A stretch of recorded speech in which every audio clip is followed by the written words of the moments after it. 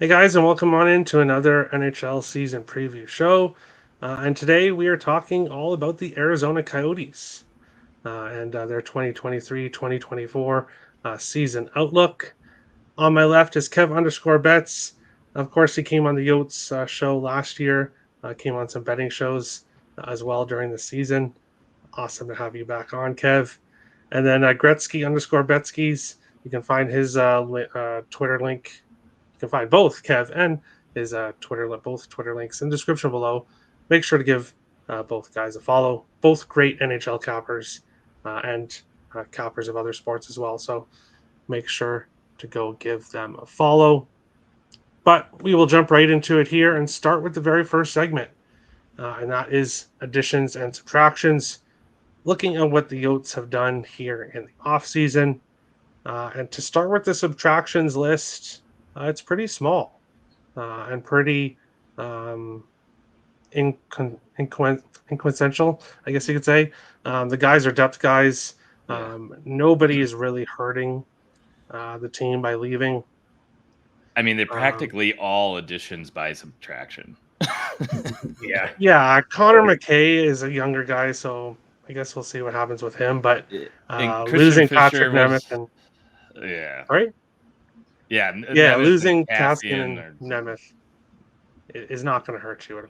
no. And then looking at the additions, former Wild players, Jason Zucker and Matt Dumba, joining the Yotes. Nick Bukestad, another former Wild player, but he's played with Arizona last year. Sean Dursey is a good addition by trade. Alex Kerfoot's a good signing. John Leonard, Zach Sanford, more depth guys.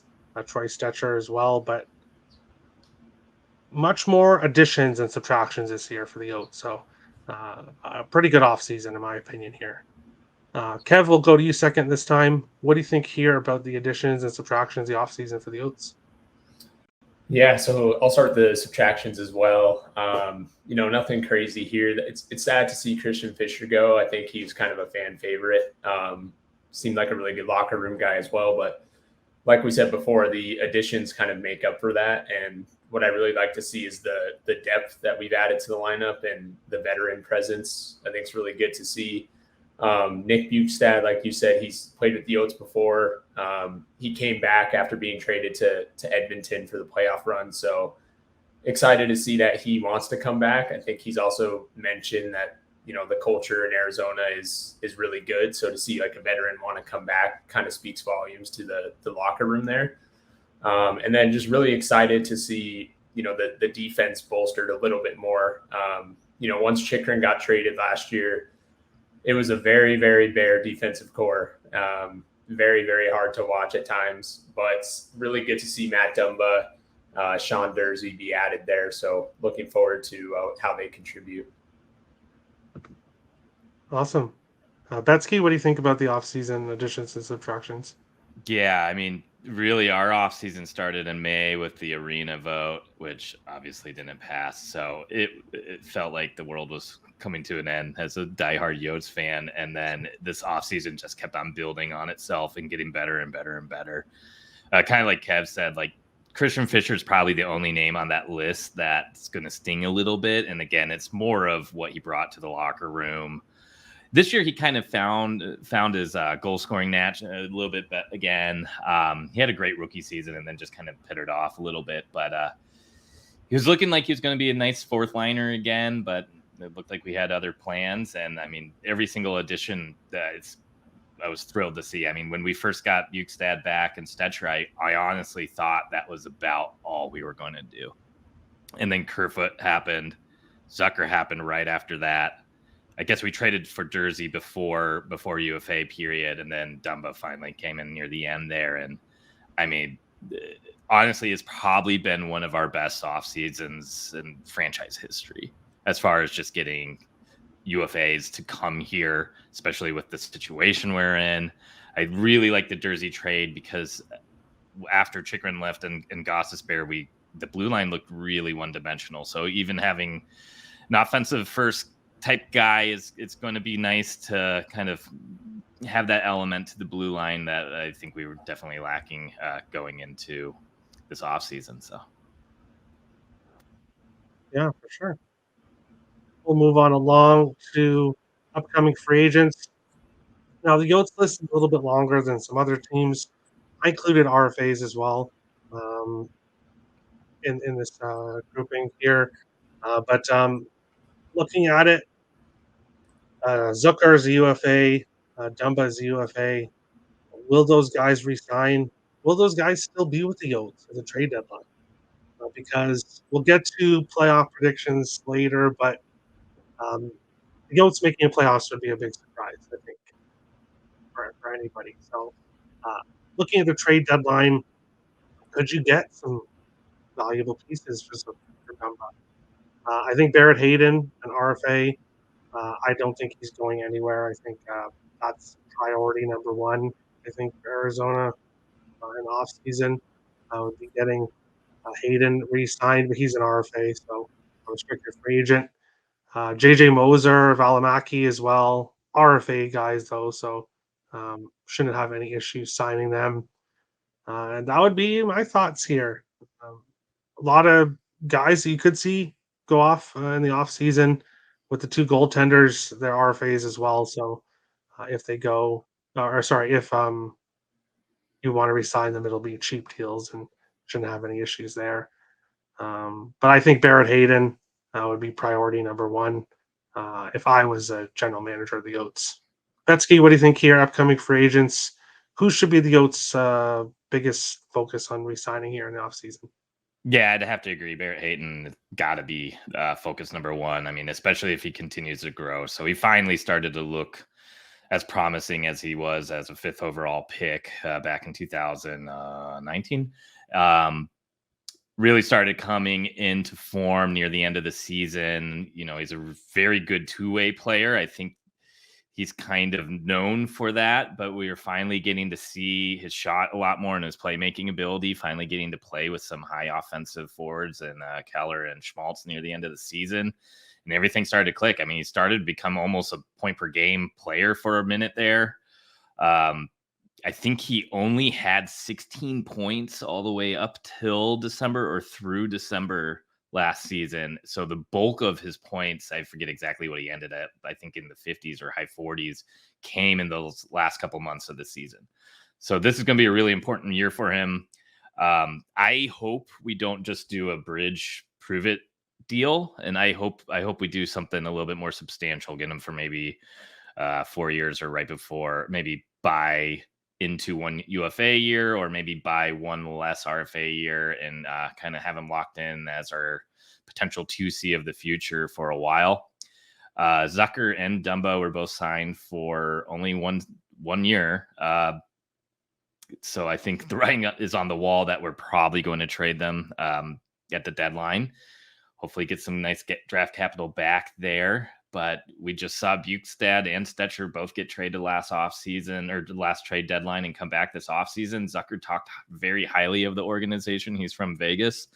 So I wouldn't be totally surprised if he wanted to come back, especially if he finds some success here and really gets along with our coaching staff and some of the kids. So I think that would be a nice one to maybe potentially trade and pull back in. And then the other name that I have circled there is JJ Moser, who I think is one of the most underrated defensemen in the league. This is he's only played 2 full seasons. He was drafted in the 2021 draft, came right over, played a full season here. Solid top 4 guy, kind of does a little bit of everything right, plays the game the way it should be played, plays it and slows everything down. I'm excited to see him continuing to grow. I'm a little bit worried about if the amount of minutes he is being asked to play this year is going to be a little bit more overwhelming. And kind of like Hayton, I'd like to see a longer deal than just a bridge deal with him, but we'll see. Awesome. Yeah, I remember when Barrett Hayden got hot because I was betting his points drop night after night after night. Yeah. So I remember when plus money too every single day. Yeah. It's awesome. Yeah. And then it got to around minus 140, minus 150 eventually, but it took the books a while to catch on to that one. Yeah. Kev, what do you think here upcoming free agents?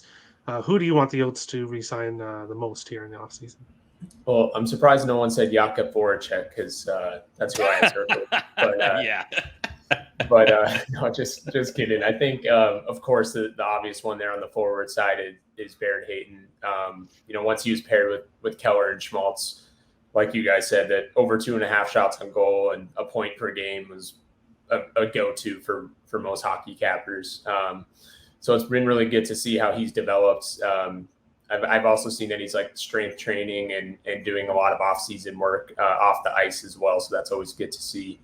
And both of you guys bring up great points about kind of how Bill Armstrong is handling his off seasons and doing these small 1 or 2 year deals for the veterans, bringing them in to kind of groom the younger players, and then also hope to maybe get some capital at the deadlines and then a bonus if they come back. So that's always really good to see. Moser was someone I was looking at as well on the defense side, but another guy I'm looking at is Victor Soderstrom, the Swedish defenseman. I think this is going to be a very big year for him. He's probably going to be in that bottom role, probably be a third pairing guy, but really would like to see him take the next step because we could probably get some value in a new signing for him. So that's a player on the defenseman's side that I'm looking at. Awesome. We'll move on along to possible lineup. Taking a look at what the potential lineup could look like for the Yotes opening night here. And gotta say that top line, no big surprise there. Keller, Hayden, and Schmaltz. Michelli, Cooley, and Zucker on the second line. That's a pretty good second line. And then when you look at the third line, Kerfoot, Bugstad, and the guy I'm saying to watch out for is Dylan Genther. That guy's got a ton of potential. And I'm going to go out on a limb and say that he'll be getting second line minutes as well this season. Unfortunately, guys, Jason Zucker gets injured. It's going to happen. He's not going to play 82 games. He's going to probably miss 20 games, I'd say. He gets injured every year. So he'll eventually get injured. Genther will get to that second line, and I will definitely be hitting his props whenever he moves up in the lineup and gets more ice time. I'm very high on Dylan Genther. The fourth line is what it is. It's more of like a tough guy line. You're not really going to see a whole lot of points there on the fourth line. Of course, depth guys below there. The defense, that's what's holding the Yotes back, I think. Their offense, the top three lines, I think is going to be able to score. I think especially early on in the season, we're going to get good prices on Yotes team total over, which I'll be hitting, and player props as well. But the defense is where things is a little bit sketchy. We'll have to see how things go. Matt Dumba on your top line, your top D pair. He's bad. He turns the puck over a lot. He does. Jonas Brodin did a great job at covering up a lot of Dumba's mistakes. We'll see how he does here in Arizona. Hopefully he gets his offensive game back, but defensively is not too good. Vejmelka saves props, I think, is going to be another good look to this season. He was very profitable there as well, and he's shown the ability to stand on his head. So this Yotes team will cash some underdog tickets, I think, for sure. And I'll definitely be looking at player props and team total overs for the Yotes. Kev, will go to you second this time. Possible lineup here. What do you think about the overall lineup? And who do you think we should look out for this year? Yeah, so the first thing I think of when I look at the forward group here is just the amount of flexibility we have now with the depth pieces that we've signed. I think starting the season, you've got to go with the Keller, Hayton, Schmaltz line as long as possible. Try to continue that run that they had towards the end and the chemistry there. But of course, the X factor here is Logan Cooley. Great news for Coyotes fans that he's come to play here. Didn't go back to college and is going to join the team. A lot of upside for him. A lot of people actually have him finishing second or third in Calder potentially, and we'll get to the futures here, and that's something I'm looking at. Matthias Michelli also had a very, very good year last year. Didn't play too many games, but he had some great great games and really started to put together some points. He was starting to kind of make some noise for the Calder behind Matty Beniers, and Matty Beniers deserved it. I think he's playing the top line and had some really tough matchups, but Matthias Michelli, if he played a full season, I think it would have been a lot closer of a race. So I'm really looking forward to him. And then, Lawson Krause, you have him on the fourth line here. I think that's probably a good place for him to start, but he's kind of a guy who can play all around the lineup. He could play up and down, and if he needs to be with some of those skilled guys like Cooley or Keller to create space for them, I can definitely see the Yotes head coach kind of making that adjustment as well. The defense side, it's not great, like you said, but it's a big improvement from last year. So I think that's good. It's a step in the right direction.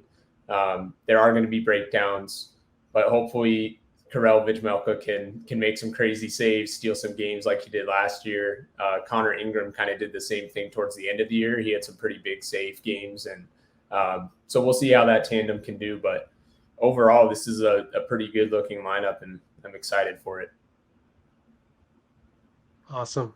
Betsky, what do you think about this possible lineup for the Yotes, and who are you looking who's going to catch your eye this year?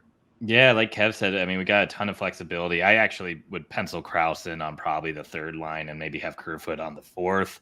McBain's more of a natural center. I think I could see Boyd sliding to wing.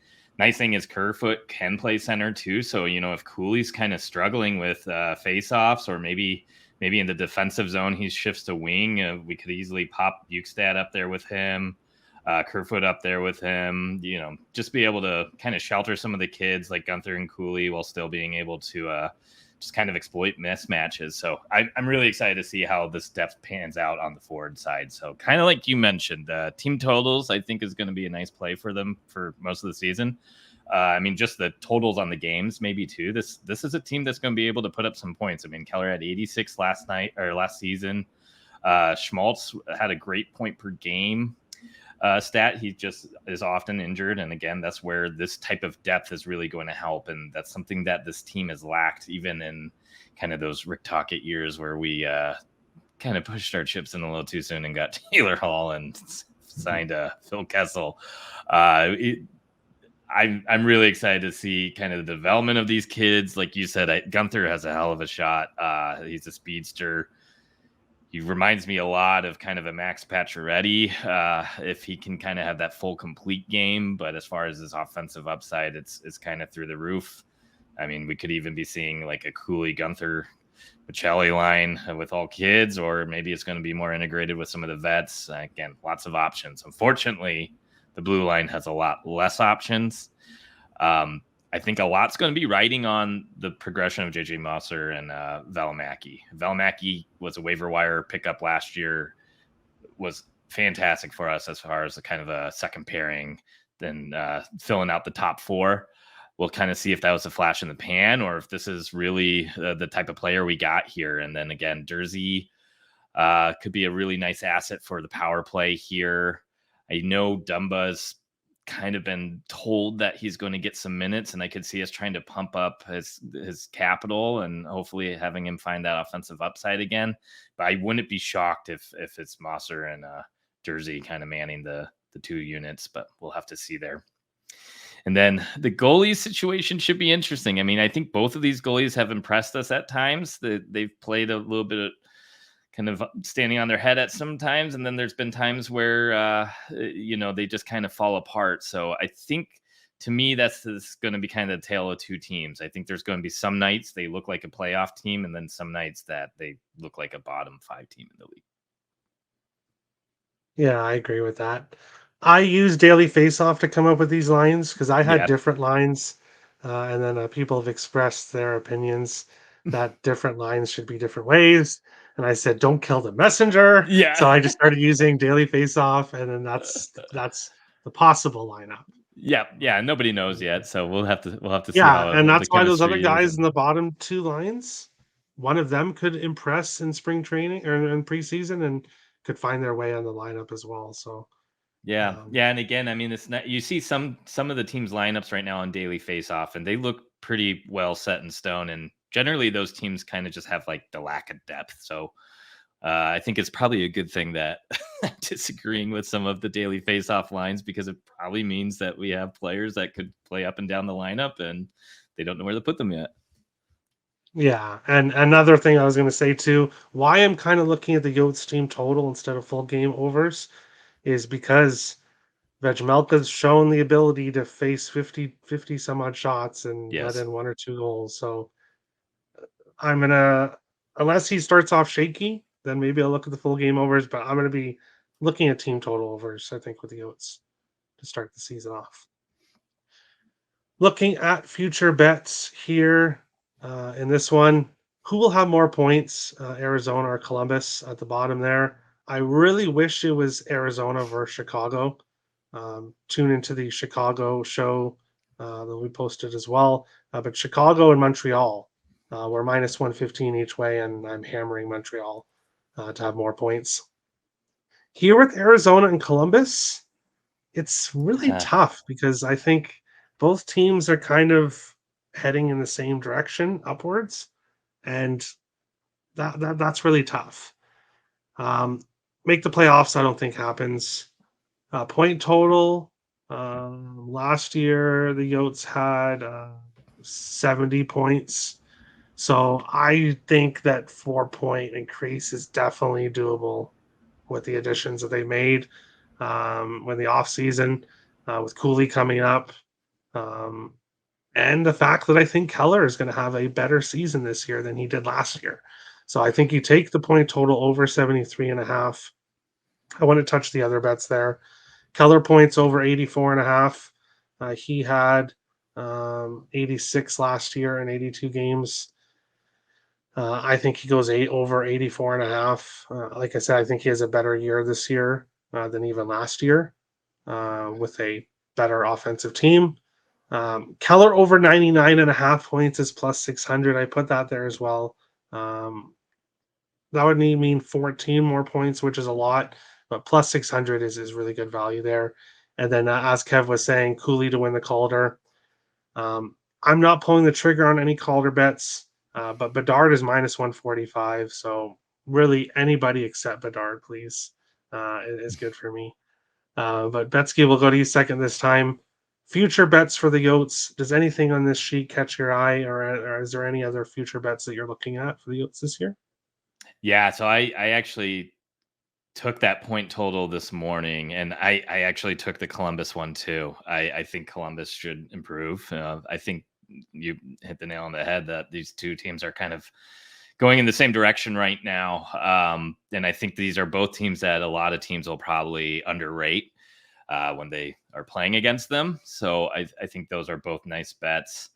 Um, I took Cooley to win the Calder the day he signed at about plus 2,000. I only put a half unit on that. I'm not extremely confident about it, but I mean, if this guy gets on the first power play unit, I mean, if for some reason he just has extremely great chemistry with Keller and he's playing the top line at some point this year, he has a chance to be putting up 50 to 60 to maybe even more points. I mean, I know that's a kind of a moonshot there, but when I look at the other names on that list outside Bedard, I truly feel like he's got a really good shot to at least be a finalist, if not win it all. If this team can just improve offensively, and he's a big part of that. And again, if he gets special team play, he could be really racking in points there. The Vejmelka wins one probably worries me a lot, and I almost want to take the under there because we were starting to see a nice split between Ingram and him near the end of the season. The other component here is we got two goalies who played fairly well that are on very cheap contracts. These guys could be moved at some point. Maybe it's Ingram, maybe it's Vejmelka. And who knows what that would do for their win total.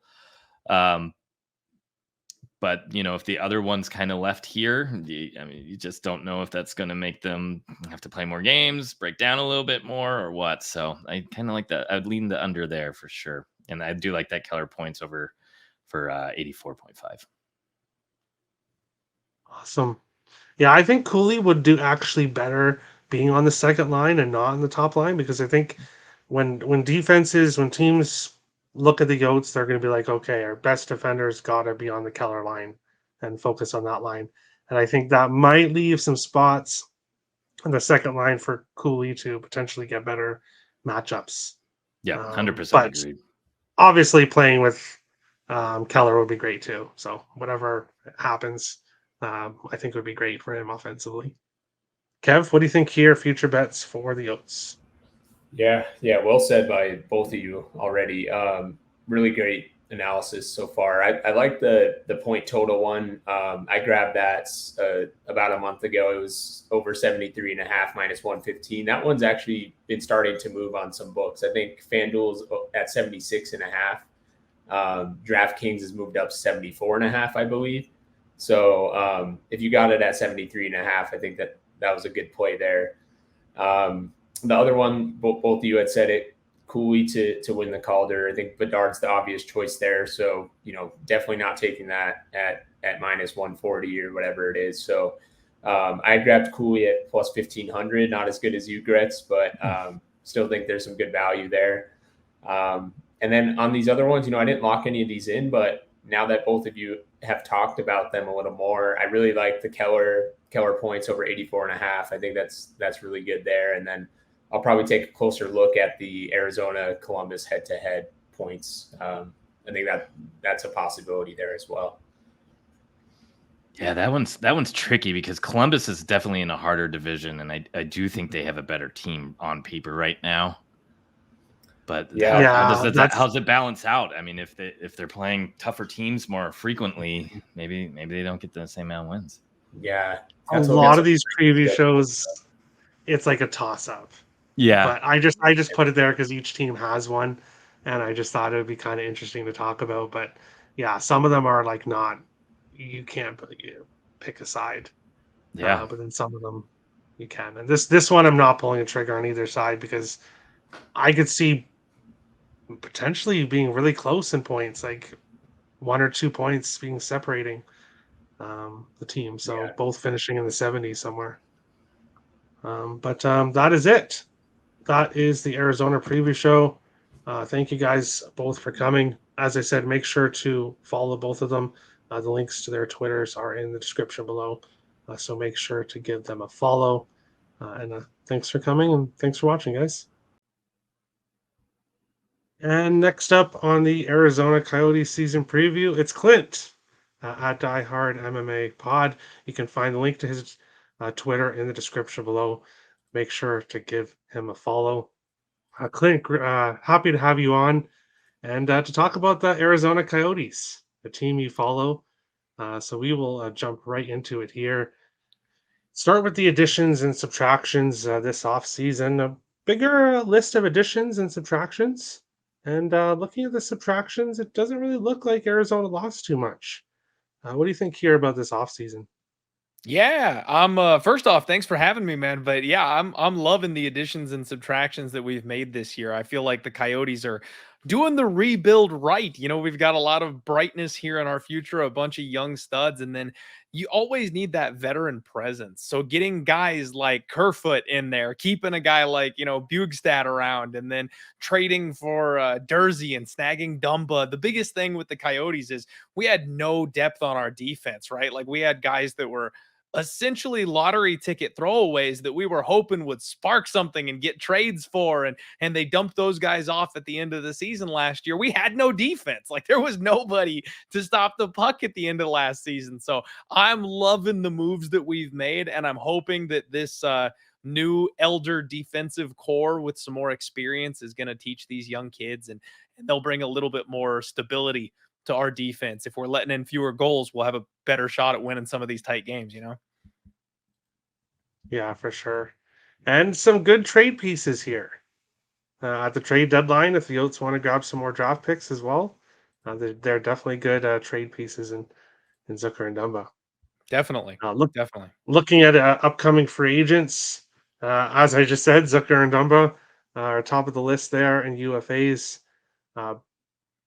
Big list here. A lot of RFAs that'll be kind of easy to sign. Some UFAs that the Yotes will move on from.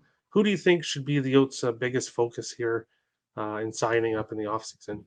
Oh, Barrett Hayton, without question, needs to be the very tip top of the list. The kid was starting to turn it on at the end of last season. He's big, he's physical, he's learning how to stay right in front of the net. Man, when I first started watching hockey, the guy that I really kind of fell in love with was Anders Lee from the Islanders.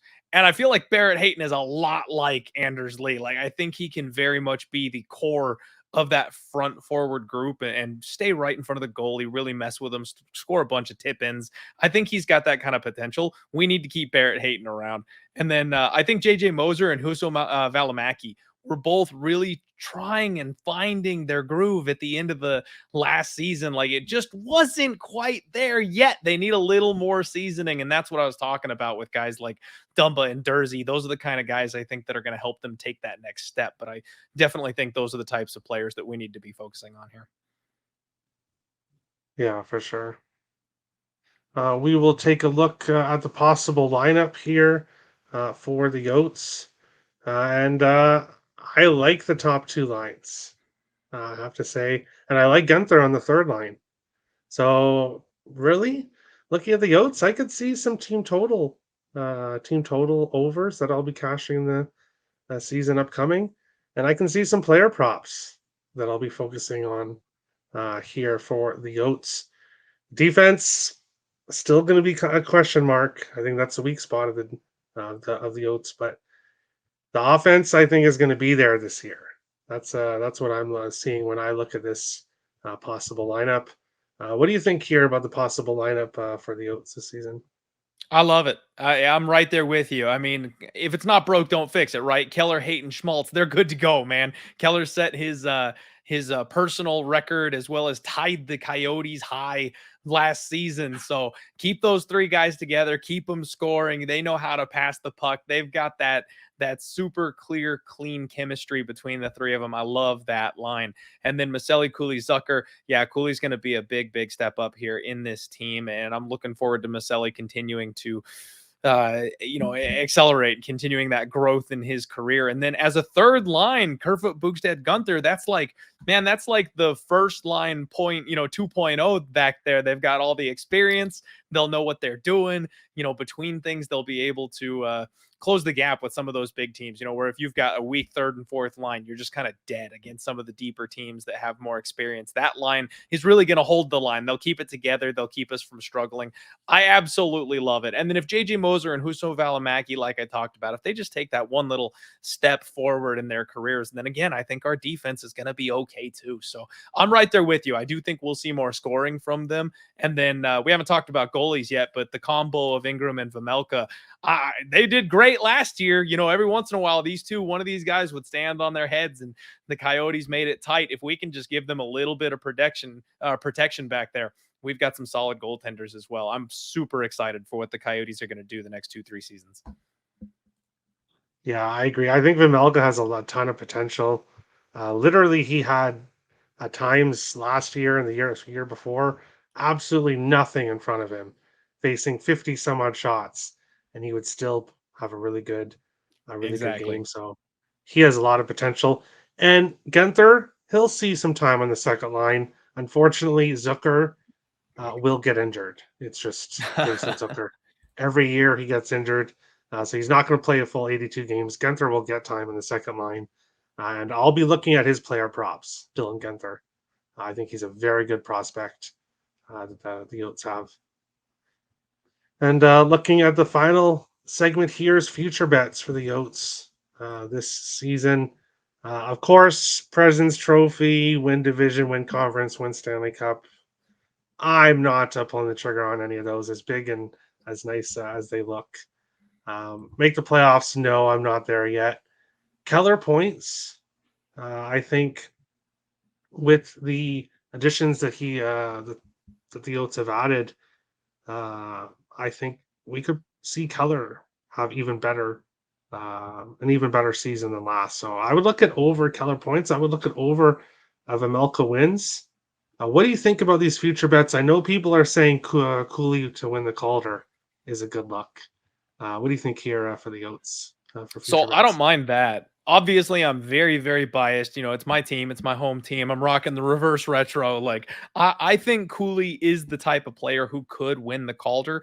I actually had a bet last year on our kid Maselli to go ahead and win the Calder, and he was neck and neck, I felt like, and just getting all the disrespect in the world. It kind of sucks because it seems like the awards people just don't want to look at Arizona. Everyone's talking about getting the team out of the desert and all that. It seems like we're getting the snub a lot of times for that. So I'm not really eager to go back to the well, just because even if he's deserving of it, I'm not sure they'll give it to him. You know what I mean? That's the kind of thing I'm worried about. But I don't think it's a bad shot at 12-1, and he's got the room to make an impact on a team like the Coyotes. It's not like he's on, the Lightning or something like that, where he's got two full stacked lines ahead of him that he's got to beat out. If he shows out this season, he could fight his way up there and steal a top line spot on the Coyotes. So maybe that's worth a shot.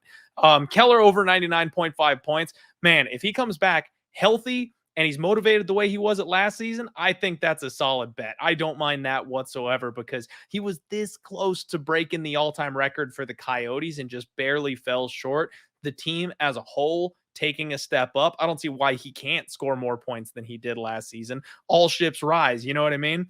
But I think it's actually kind of a sneaky little sprinkle there for making the playoffs. It was not too long ago, just a couple years back, where we had like Iron Man Phil Kessel on our squad, and we squeezed into the playoffs and we beat Nashville in the first round. We've got kind of the weak division over here. I recognize that. Everyone's kind of in a bit of a rebuild. It's not the strongest division in the NHL, but because of that, if we do break the way I think we can, we might squeeze into that last wild card spot. So plus 750.